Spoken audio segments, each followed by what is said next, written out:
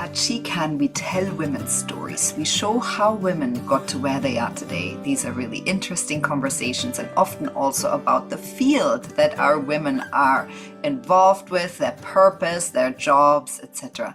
I'm excited to talk to Carlotta Zorzi today. Carlotta, welcome to She Can. You are in the tech world, which is why you're part of our Women in Tech series. You help startups grow in this tech industry. You're a consultant, a speaker, and a tech career coach. You're an award-winning leader building lasting partnerships at companies like Shopify. You're a board advisor. You're a keynote and TEDx speaker. You're a career coach and AI enthusiast. So tell us a bit more about yourself. Thank you so much for having me, and thank you for the recap. I'm very big on the fact that as individuals, we can be more than one thing. So as you can tell from my background, I do have a full-time job in technology, which focuses on the commercial side of things. But outside of that, I have a lot of passion projects that allow me to help other individuals, especially women, getting into technology. I get to speak on stages where I get to kind of educate and get people excited about getting into technology.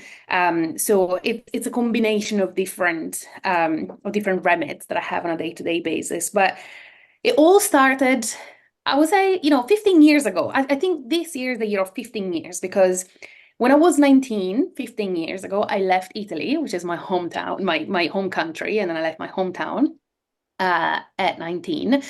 And at that point, I moved to Scotland for university. So I started my uni studies in communications, advertising, public relations up in Edinburgh. And then from there, I transitioned to Silicon Valley, where I lived for about a year and a half, all in all, 2 years, because I went there the summer after as well. And I studied over there at San Jose State University. So I was really exposed to this whole technology industry type of environment. I also worked for a couple of startups when I was there that kind of, opened my mind about what was possible. And I met some incredible entrepreneurs when I was there. After Silicon Valley, I then moved to Scotland. I got my degree. And then after that, I moved to Sweden. And in Sweden, I got my master's in international marketing and brand management. It was like a Master of Science / MBA. It was in business administration, like business economics. And after Sweden, I then moved back to the UK, this time to London. And that's where I started my full-time career. I initially started in media, traditional media, working in planning campaigns across TV, print, digital, social, and so forth. And then from there, I transitioned onto ad tech. And that transition between, media agency onto like a tech provider really changed my life in so many different ways. And that's why I then got involved with so many different organizations from a mentoring perspective to try and help get more women in commercial roles in technology, because I really hope that more women can have that kind of aha moment as I had it.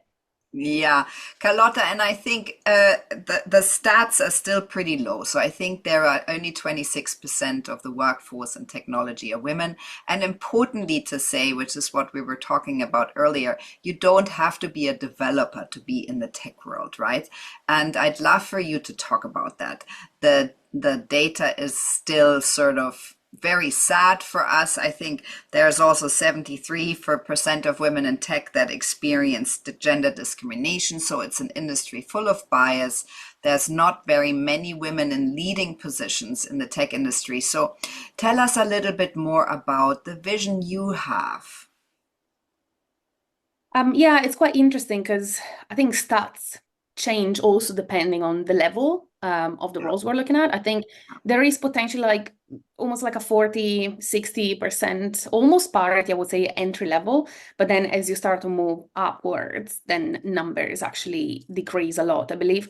I think there was a research, I think it was from PwC from a couple of years ago. They said there was like maybe 5% of women at C-suite or even board level.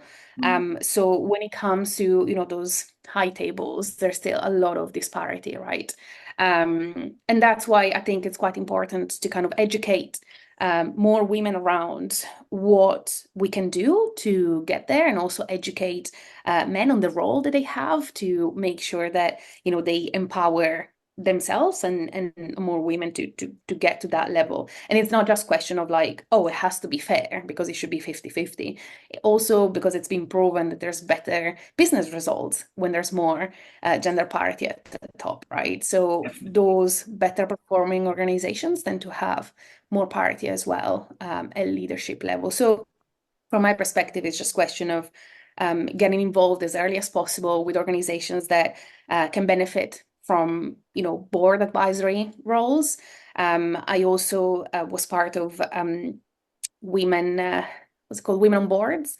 And Women on Boards was really great to kind of educate me in my journey initially to kind of learn how to land a board role. And that's also what I've kind of helped other women go towards, let's say, through coaching.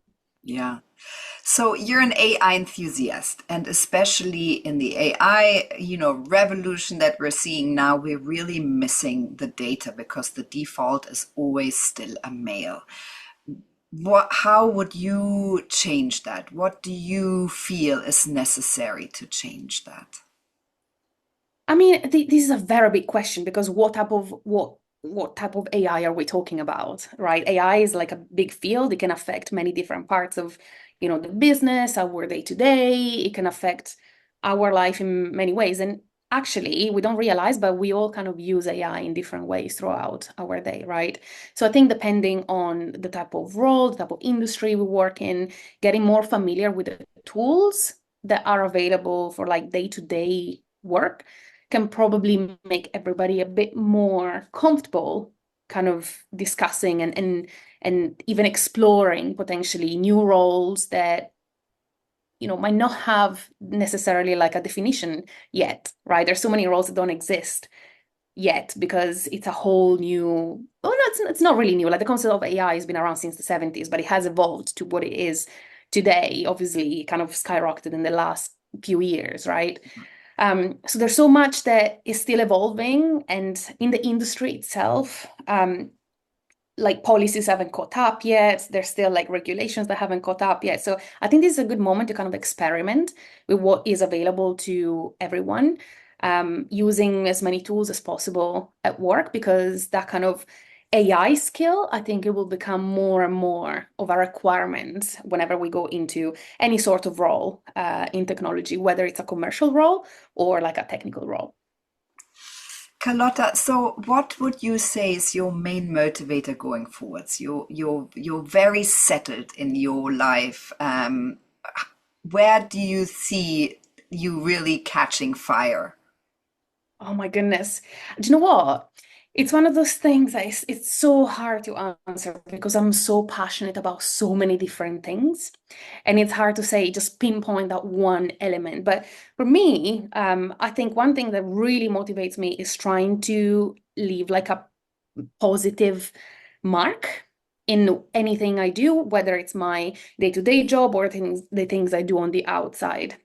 So, for example, one thing that I recently started, and I'm going to launch fairly soon, as of speaking of like August 2024, but I'm going to launch it pretty soon.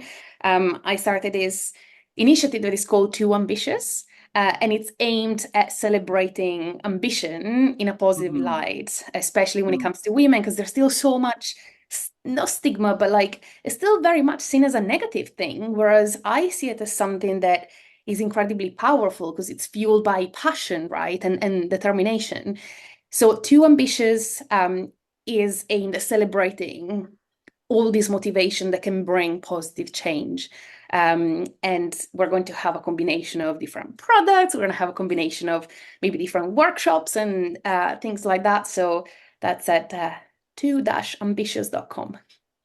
Amazing, Carlotta. I'm so excited to hear about that because I speak to women all day, every day. And what I hear mainly often as feedback is that they are labeled as too pushy, too hard, too aggressive. And all of that is simply an ambition and a passion that comes through that is perceived the wrong way.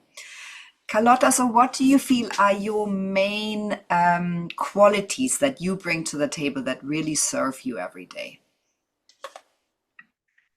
That's how I love this question because I feel like we all fluctuate when it comes to key skills and qualities. But some of the things that I would say from my own experience and how I am, one thing is definitely positivity. And it's one of those things that is, it sounds fluffy, it sounds, not tangible, but actually, when you are in an environment with people all the time and there's lots of challenges and there's constant change, especially in technology, dealing with that change can be quite difficult. So positivity is one of my superpowers for sure.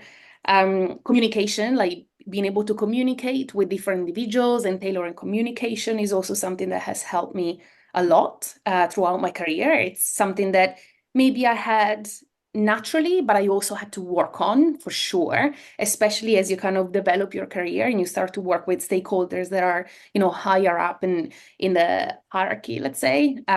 Knowing how to tailor that communication becomes very, very important, both internally and externally. And then the last thing that I would say is probably maybe persuasion. I work in a very commercial role. I've worked with clients and partners throughout my whole career. So there's a lot of give and take involved, and being able to understand what the other side needs Mm. is very key in order to kind of get to a point of like negotiation and persuasion to make sure that we can work together and towards the same goals together. So maybe I would say these three things. Carlotta, and what would you say are the challenges you face and how do you overcome them or pitfalls you've had?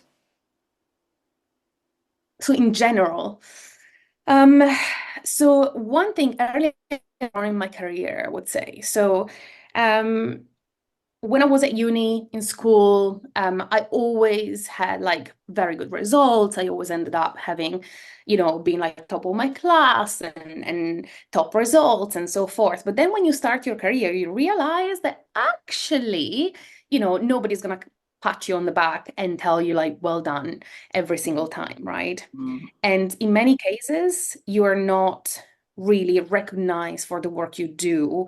Um, as you would have done probably an academic environment or like in school. So really adjusting to that change earlier on in my career was something that then really helped me like build resilience in a more professional and career context. There was a time again earlier on in my career, probably like 2 to 3 years into my career, um, where I just was working with a very, challenging client. Mm. And I kind of got to kind of rock bottom at that point. I didn't know how to get out of it. I couldn't see what my next step, my next role could have been. I couldn't see myself grow. I genuinely felt really, really stuck. Mm. What helped me at that point was just speaking with people and kind of being open to be vulnerable. And my manager at the time was the one who made me understand, well, actually, if you transition onto the technology side of things, you could get this, you could get better flexibility, the pays are very different in the technology space. And there's more creativity, there's more X, Y, and Z. And I was like, oh, stop it. I'm not going to be able to get that. Right. Because I was feeling so low at that point. But then he connected me with one of his ex colleagues who was working for that tech organization at the time. And I was like, why don't you have a conversation with her and see what you think? So I had a chat with her. And she was like, oh, you'd be grand at this role. It's a consultancy role. As long as you understand X, Y, and Z, you can understand the platform and you can learn this and that. And I was like, okay, fine, I'll give it a go. I'll give it a go. Even if the role required French speaking at the time. And at that point, I hadn't spoken French since high school.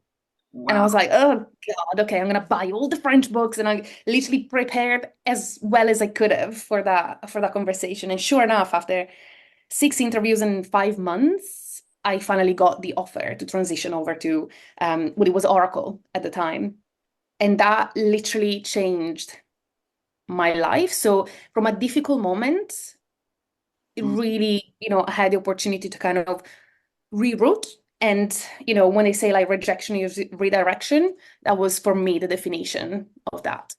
Yeah, I love that you told us that. Thank you so much, Carlotta.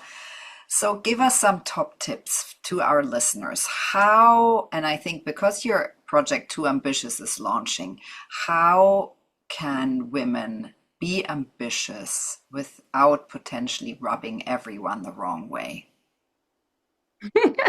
Well, I think one thing is to try not to care too much about what people think. And I think that comes with age as well. Definitely. There's also probably like some moments where you feel more confident and moments where you feel a bit less confidence. Like confidence comes and goes. It's, you know, it's something that is the result of you doing things though. So one of my advice is always just do the thing, because life rewards the doers, not those that kind of, you know, if you have all the knowledge but don't act on it, nothing's going to happen, right? So to me, the advice is always do the thing, even if you feel a little bit meh, because there's always something to learn, right? And another thing that I would say is don't let anyone tell you that you're too ambitious. Yeah. There's always something, right, to to to learn, to go after. And I think very often the limits that we have for ourselves, we kind of put on ourselves in the first place. So there's nothing better than just like trying something. And the worst case is just, well, what have I learned from the situation? And from that point, I always kind of advise to not be afraid of asking for help, because in many cases, people who want to see you win will help you win. Yeah. Yeah, I love that. Carlotta, and we've been talking about this. The tech industry very much feels like a sort of exclusive club to the outside world. I always think I'm a curious person, I'm a connected person, I have brains, and I always feel like I barely understand what's happening. There are so many inventions all the time. How do you see that? What's your Yeah, experience? I very much agree. I very much agree that it can feel like an exclusive club. I noticed that, you know, on my own skin when I first started. I saw that it was a very homogeneous type of industry, very much not diverse. I found loads of colleagues that had quite, you know, very privileged backgrounds in terms of like education, their upbringing, which, you know, is, you know, I told you about my educational background earlier, but there's more to it, right? So to me, it was very much like, oh my gosh, like there's so much wealth that is needed to get into this industry. But that's not the case if you find a good mentor that can get you in. And I genuinely think that because the technology industry has changed my life for the better in so many ways, from a financial perspective, energy, flexibility, learning, education. I've learned so much. I just thought to myself, this cannot be a secret, right?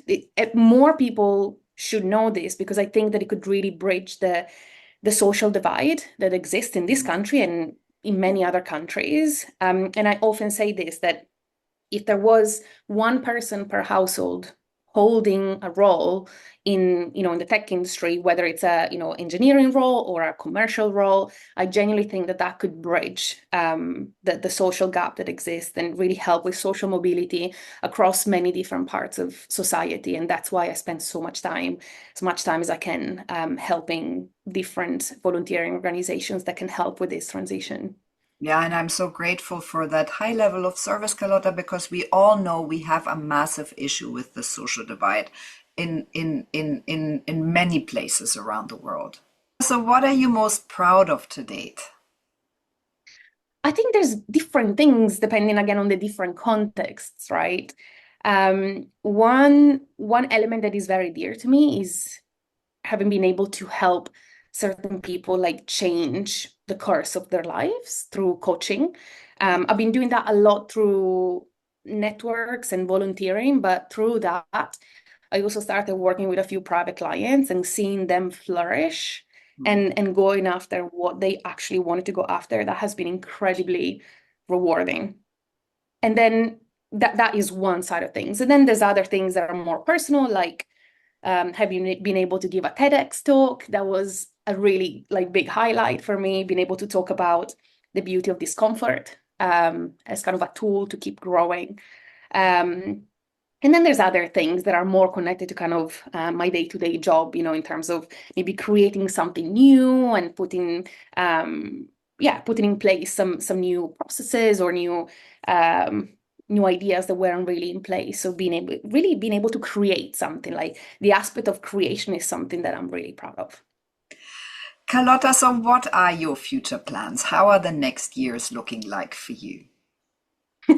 That's a big question, right? Because when you have so many different passions, it's difficult to kind of be like, oh, maybe it's gonna be this thing that's gonna become big, or maybe I'm gonna keep growing on this side and it's gonna be great. I think for me, my focus is very much trying to have a positive impact no matter what I'm doing. Yeah. Right.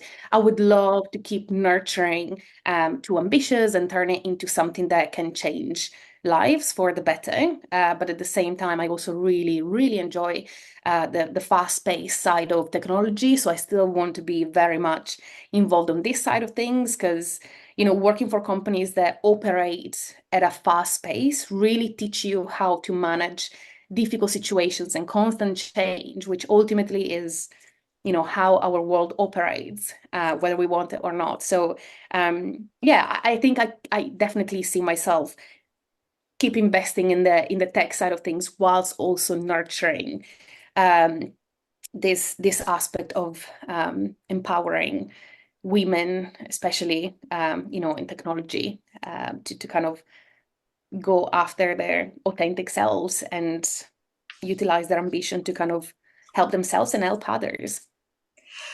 Carlotta, I'm so thankful for this conversation. I love that you're in my Women in Tech series. I'm so grateful for you to start Too Ambitious. We can't wait to hear more about it.